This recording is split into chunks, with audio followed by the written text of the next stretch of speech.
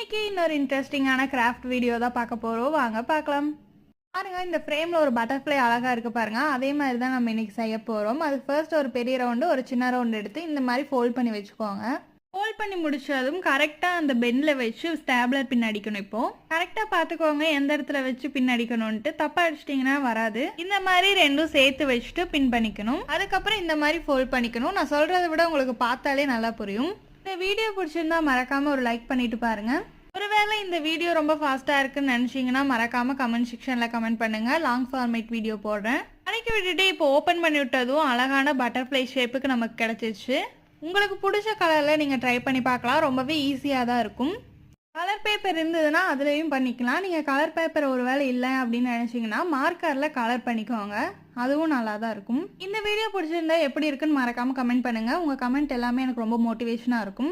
இன்னொரு இன்ட்ரெஸ்டிங்கான வீடியோவில் பார்க்கலாம். அது வரைக்கும் பாய்.